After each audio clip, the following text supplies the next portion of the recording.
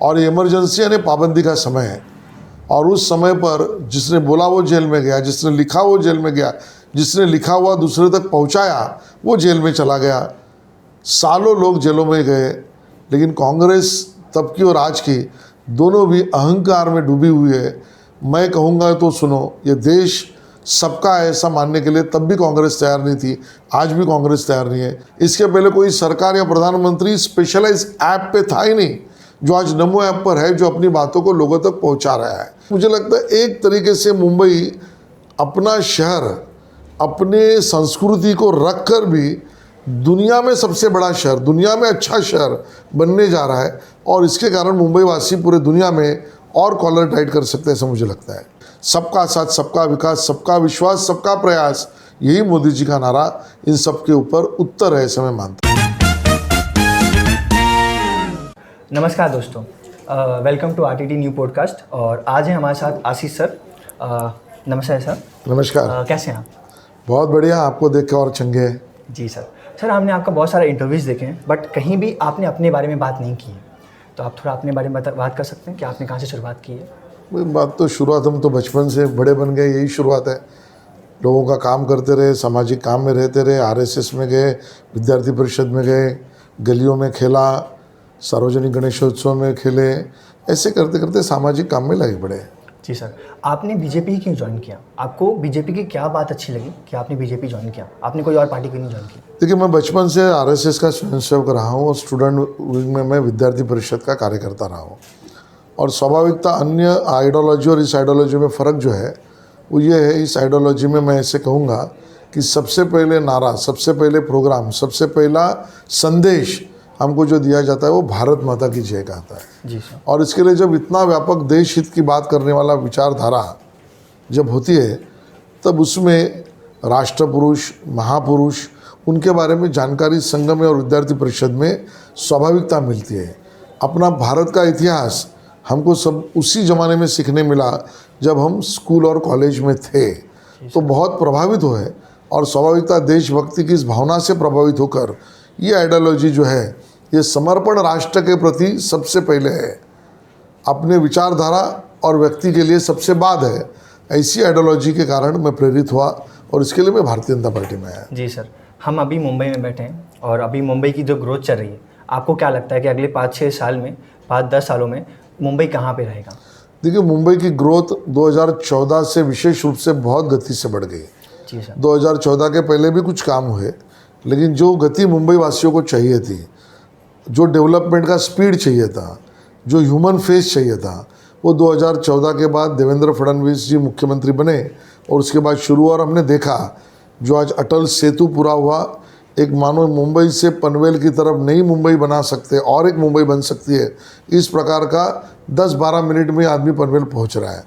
अभी coastal road शुरू हो गया, वो भी आधा शुरू हुआ है। उसके कारण शहर के अंदरूनी जो रास्ते हैं, वो हाईवेज और बाकी सब जो हमारे पेडर रोड का इलाका वगैरह, सिटी का इलाका है, वो डिकंजेस्ट हो जाएगा। मेट्रो रेलवे का काम शुरू होगा, मेट्रो अभी शुरू होने वाली है, तो सबअर्बन रेलवे का प्रेशर जो है वो ईज आउट हो जाएगा। मुझे लगता है नॉर्थ साउथ यही मुंबई का ट्रांसपोर्ट प्लान था, वो ईस्ट टू वेस्ट करने का काम, डाइवर्सिफाई करके ट्रैफिक कंजेशन कम हो जाए, ये प्लान सोचा कभी बहुत पहले था, उसका एग्जीक्यूशन अभी हो रहा है। नया एयरपोर्ट बन रहा है, एयरपोर्ट जो अभी नया बना है वहाँ नया मॉल बन रहा है। तो मुझे लगता है एक तरीके से मुंबई अपना शहर, अपने संस्कृति को रख कर भी दुनिया में सबसे बड़ा शहर, दुनिया में अच्छा शहर बनने जा रहा है, और इसके कारण मुंबई वासी पूरे दुनिया में और कॉलर टाइट कर सकते हैं, ऐसा मुझे लगता है। जी सर। अभी हमारा जो पॉडकास्ट है बहुत यंग यूथ देखती है, तो आशीष हेलार सर को यंग यूथ से क्या सीखना चाहिए? देखिए, यंग यानी ऑलवेज रिसेप्टिव। जी सर। युवा यानी जो ऑलवेज चीज़ों को सीखने की क्षमता रखता है, वो रिजिड नहीं होता है। युवा यानी किसी भी चीज़ को बेधड़क भिड़ने की ताकत। मुझे लगता है ये बेधड़क ताकत युवाओं की ताकत है, जो मुझे लगता है रिसेप्टिवनेस और बेधड़कपना, ये मैं युवाओं से प्रेरित होकर सीखता हूँ। जी सर। बॉलीवुड का कहने का क्या, आपको क्या कहना है बॉलीवुड के बारे में, जो अभी बॉलीवुड में चल रहा है? बॉलीवुड अपना काम करते रहता है। यहाँ पर मेरी कॉन्स्टिट्यूंसी पूरी बॉलीवुड की है। तीनों खान से लेकर बाकी कपूर से लेकर सब यहाँ रहते हैं। मुझे लगता है इन्होंने अपने आप में एक बड़ा हिंदुस्तान का परिचय पूरे दुनिया में किया है। लेकिन मेरा व्यक्तिगत मानना है आजकल शॉर्ट फिल्म्स का भी ज़माना है। रील्स ज़्यादा हमारे युवा देखते हैं, वैसे शॉर्ट फिल्म्स भी बहुत इम्पैक्ट करते हैं। बड़ी लंबी फिल्म अभी लोग कम देखते हैं, लेकिन वेब सीरीज़ देखने की तरफ बढ़ रहे हैं। तो चैलेंजेस बॉलीवुड के सामने अपने आप में कौन सा फॉर्मेट, कितने समय का फॉर्मेट, उसको ट्रीटमेंट कौन सा देना चाहिए, ये सभी चैलेंजेस अभी सामने आए हैं। बॉलीवुड उसको एक्सेप्ट भी करेगा और उसको विन ओवर भी करेगा, ऐसा मुझे लगता है। सर आप पॉलिटिक्स में क्यों आए हैं? आपने कोई और फील्ड क्यों नहीं? क्योंकि आपने वो मेरी चाहत थी। जी जी जी बोलिए। मुझे लोक कल्याण करना है, लोगों की सेवा करनी है, लोगों के साथ जुड़ना है। हर वो व्यक्ति यहाँ पर आएगा, वो अपना दर्द जब यहाँ पर बताता है तो उसके दर्द को लेकर मैं काम करूँ, ये मुझे बचपन से लगता था और उसके कारण मैं पॉलिटिक्स में हूँ। जी सर, आपको क्या लगता है कि आपकी जितनी बड़ी लाइफ है, आपने अभी तक जो एक्सपीरियंस किया है, आप कोई एक वर्ड में आप कुछ बता सकते हैं अपने आप को? देखिए, I want to be a man of perfection, और when you have to be a man of perfection you have to devote more time to yourself, your exercise, your academics and your readings and all of the habits. So I want to be a man of perfectioncy and I want to achieve that goal. जी sir, एक last में हमारा ना एक game होता है, the 3 wonder game, जिसमें हम जो हमारे गेस्ट होते हैं उन्हें 3 वर्ड देते हैं, वो अपने बारे में बताते हैं कि वो क्या सोचते हैं उस वर्ड के बारे में। Cricket in you. ऑब्वियसली मैं खेला हूँ, खिलाड़ी हूँ। जी सर। और बॉलीवुड इन यंग यूथ। बॉलीवुड इन यंग यूथ मुझे लगता है बहुत इम्पैक्ट करता है, उसको फॉलो भी हमारा यूथ करता है और करना भी चाहिए।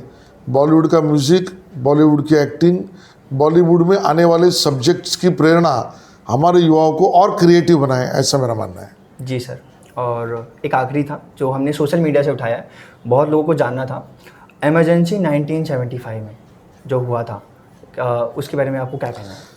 देखिए, मैं भी उस समय पर बहुत छोटा था, लेकिन 1974-75 का दौर वो भारत को, पूरे देश को बंदी बनाने का दौर था। कोई बोल नहीं सकता था, कोई लिख नहीं सकता था, कोई लिखा है तो उसको पब्लिश नहीं कर सकता था, कोई अपनी बातों को दूसरे को पहुंचा नहीं सकता था। सबके ऊपर पाबंदी थी और ये इमरजेंसी यानी पाबंदी का समय है। और उस समय पर जिसने बोला वो जेल में गया, जिसने लिखा वो जेल में गया, जिसने लिखा हुआ दूसरे तक पहुंचाया वो जेल में चला गया। सालों लोग जेलों में गए, लेकिन कांग्रेस तब की और आज की दोनों भी अहंकार में डूबी हुई है। मैं कहूँगा तो सुनो, ये देश सबका है ऐसा मानने के लिए तब भी कांग्रेस तैयार नहीं थी, आज भी कांग्रेस तैयार नहीं है। सबका साथ, सबका विकास, सबका विश्वास, सबका प्रयास, यही मोदी जी का नारा इन सब के ऊपर उत्तर है, ऐसा मैं मानता हूँ। सर, कुछ लोग कह रहे हैं सोशल मीडिया में, जब हमने देखा कि वो कहते हैं वो दौर फिर से शुरू हो रहा है, क्योंकि इस बार जो मुझे लगता है कि इस बात को घुमाया जा रहा है। आज देश के प्रधानमंत्री मन की बात में हर महीने लोगों से बात करते, बात भी नहीं करती, उनके सुझाव लेते हैं। इसके पहले कभी नहीं हुआ था। आज तो देश के प्रधानमंत्री और पूरी सरकार सोशल मीडिया पर अपना अकाउंट एवरीडे देती है, इसके पहले वो कभी था नहीं, ना हो सकता था। 26 जनवरी और 15 अगस्त को जो स्पीच देश के लिए संबोधन करना है, उसके भी सुझाव प्रधानमंत्री और सरकार जनता से मांगती है। मुझे लगता है इतनी कम्युनिकेशन इसके पहले कभी थी नहीं। इसके पहले कोई सरकार या प्रधानमंत्री स्पेशलाइज ऐप पे था ही नहीं, जो आज नमो ऐप पर है, जो अपनी बातों को लोगों तक पहुंचा रहा है और लोगों का सुन भी रहा है। इसके पहले कोई प्रधानमंत्री या सरकार अपने 5 साल के टेन्योर में देश के हर जिला तक लोगों को मिलने कभी पहुंचा नहीं था। आज हर जिला तक प्रधानमंत्री हर 5 साल में पहुंच रहे हैं।